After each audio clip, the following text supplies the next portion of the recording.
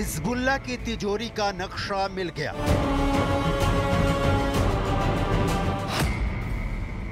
Hassan Nasrallah के bunker में पैसा ही पैसा, सोना ही सोना।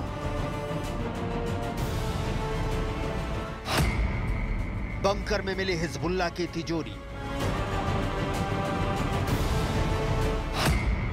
दहिया में अल साहिल अस्पताल के नीचे मौजूद खजाना।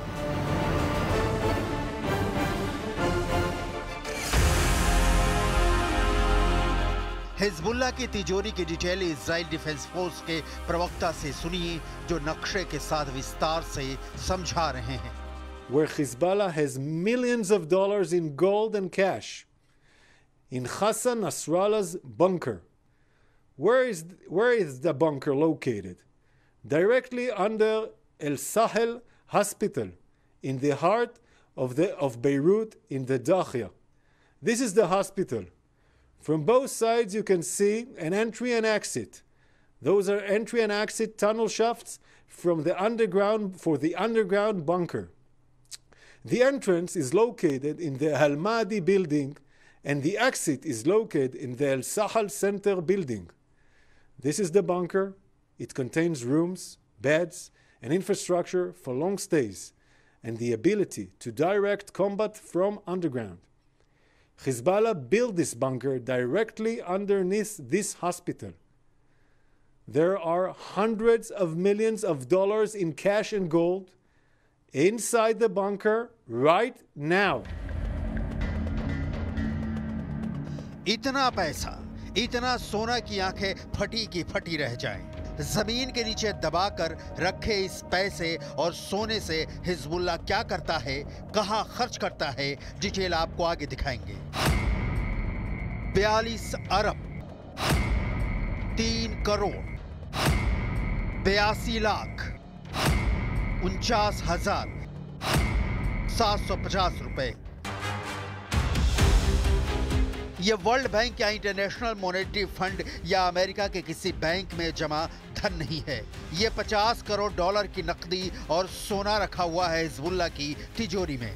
यह तिजोरी कहां है? इजराइल डिफेंस फोर्स के प्रवक्ता रेयर एडमिरल हगारी ने बताया है।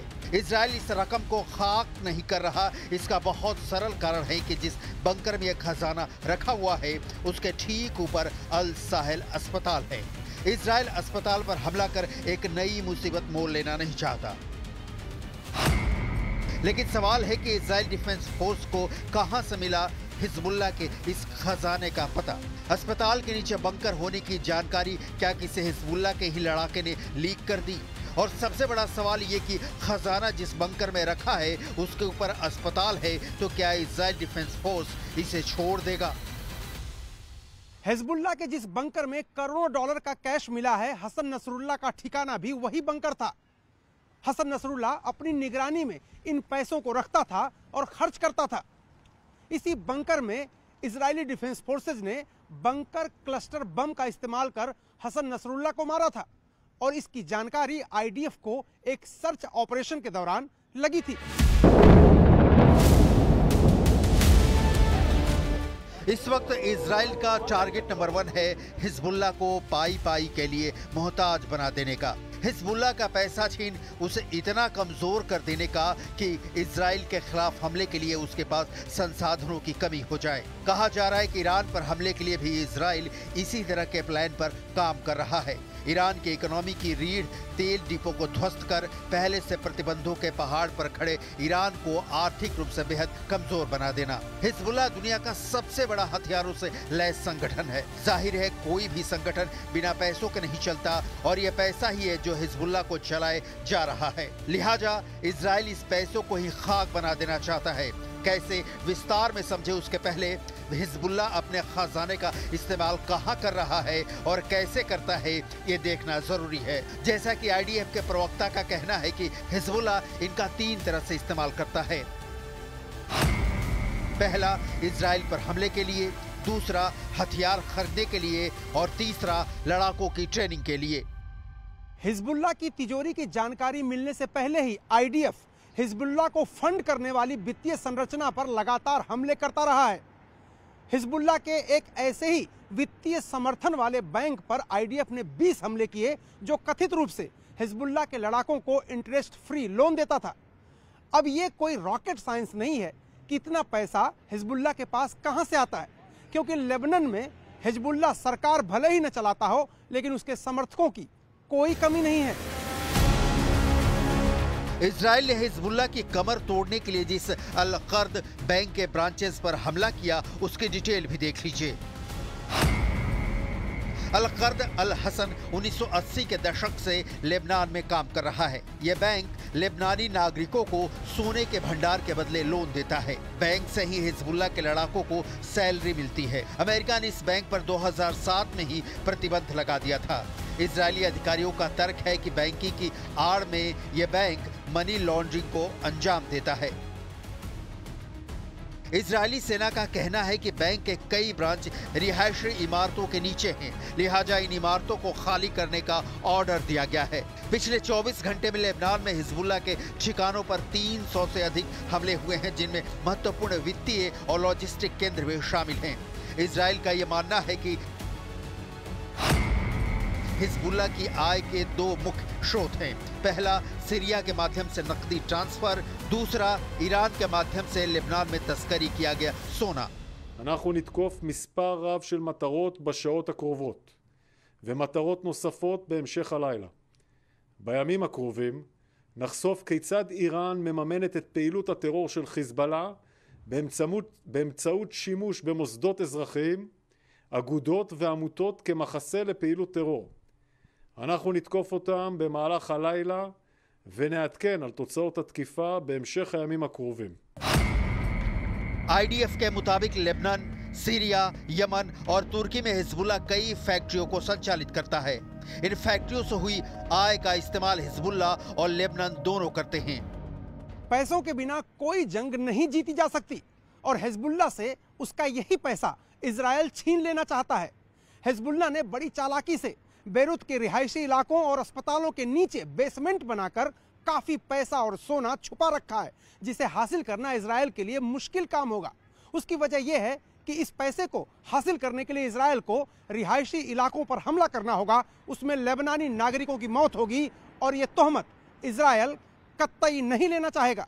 תקפנו קרוב ל-30 מטרות בכל רחבי לבנון, שזה איזה סוג של מערכת הבנקאות של חיזבאללה, קראג' אל חסן, שהיא מקבלת את הכסף מאיראן, היא מלווה, היא זה, והיא בסוף מממנת את הטרור של חיזבאללה.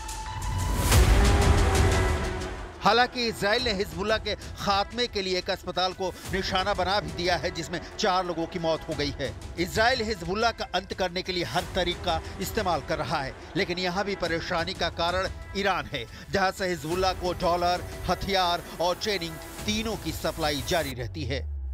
כולל גם מול איראן שבסופו של דבר מממנת, שולחת לפה אמל"ח, שולחת אנשים. תדעו שמעל אנחנו מתעסקים גם עם הדבר הזה. इजराइल हिजबुल्लाह को तबाह और बर्बाद करने पर तुला है। इजराइल ने लेबनान में हिजबुल्लाह के नौसैनिक अड्डे पर हमला किया। हिजबुल्लाह इस अड्डे का इस्तेमाल हाई स्पीड वाली नाव, लड़ाकों और अपने नौसैनिक बलों को ट्रेनिंग देने के लिए करता था। इसके पहले यानी सोमवार को इजराइल ने हिजबुल्लाह के यूनिट 127 एयरफोर्स बेस को तबाह कर दिया। हिजबुल्लाह के आर्म्स डिपो, कमांड सेंटर और दूसरे बुनियादी ढांचे को इजराइल लगातार निशाना बना रहा है, उन पर रॉकेट दाग रहा है। हिजबुल्लाह भी जितनी ताकत है उसके मुताबिक इजराइल को नहीं छोड़ रहा है। इजरायली सेना ने दावा किया है कि लेबनान से उनके इलाकों पर हमले नहीं रुक रहे हैं। आईडीएफ के मुताबिक लेबनान की तरफ से मध्य इजराइल की तरफ 20 रॉकेट दागे गए। तेल अवीव, ऊपरी गलीली और उत्तरी गलीली में इन हमलों को अंजाम दिया गया। सेंट्रल इजराइल में कई बार सायरन अलर्ट सुनाई दिए।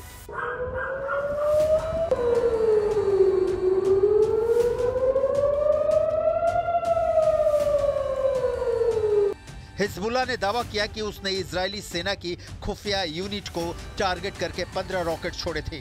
न्यूज़ 18 इंडिया की टीम उसी जगह पहुंची जहां पर हिजबुल्लाह ने दावा किया है कि उसने इजराइल की खुफिया यूनिट को निशाना बनाया। हिजबुल्लाह के पास इस वक्त इसराइल पर हमला करने और उसे जितना भी हो सके तबाह करने के अलावा दूसरा कोई भी विकल्प नहीं है। हिजबुल्लाह को जिस तरीके से नुकसान हो रहा है उससे हिजबुल्लाह के लड़ाकों की बहुत दिनों तक इसराइल से दो दो हाथ करने की शक्ति कम होती जा रही है। हालांकि हिजबुल्लाह के पास अभी भी हथियारों की कमी नहीं है जिसके दम पर वो इसराइल को टारगेट कर रहे हैं, चाहे इसराइल का मिलिट्री बेस हो या नेतन्याहू का घर। हिजबुल्लाह अपने हथियार डालते हुए कहीं से भी दिख नहीं रहा है। हिजबुल्लाह के इजराइल पर अब तक के हमले को ग्राफिक्स के जरिए समझिए। 200 रॉकेट से हमला, 5 ड्रोन हमले किए, गोलान हाइट्स में हमला, गलीली पर दागे रॉकेट, हाइफा में ड्रोन अटैक, सफेद में भी ड्रोन से हमला, जॉर्डन वैली के रास्ते ड्रोन अटैक, भूमध्य सागर से भी किए हमले, तेल अवीव तक को बनाया निशाना। 7 अक्टूबर 2023 के बाद से शायद ही ऐसा कोई दिन हो जब हमास के समर्थन में हिजबुल्लाह ने इजराइल पर हमले नहीं किए। इजराइल भी हमास के हमले के बाद हिजबुल्लाह को मटियामेट करने में कोई कोर कसर नहीं छोड़ रहा। अब तक हिजबुल्लाह के 7 ब्रिगेड कमांडर ढेर हो चुके हैं, 21 बटालियन कमांडर मारे जा चुके हैं, 24 कंपनी कमांडर ढेर हो चुके हैं, 3200 ठिकाने तबाह हो चुके हैं, 2000 लड़ाकों को इजराइल मार चुका है, अस्पताल में कमांड सेंटर नष्ट हो चुका है, 11 बैंकों को निशाना बनाया गया है, हिजबुल्लाह के बंकर नष्ट किए गए हैं और बेरूत में लगातार हमले जारी हैं।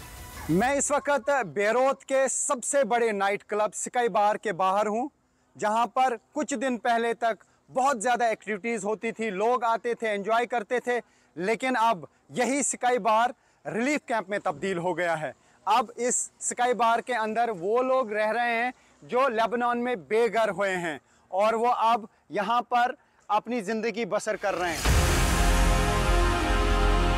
जिसे मौका मिल रहा है हमले कर रहा है, इजराइल भी हिजबुल्लाह भी, और ये तो जग जाहिर है कि इजराइल लेबनान में घुसकर हमले करने में सक्षम है, जबकि हिजबुल्लाह लेबनान में बैठे बैठे इजरायली ठिकानों को निशाना बना रहा है।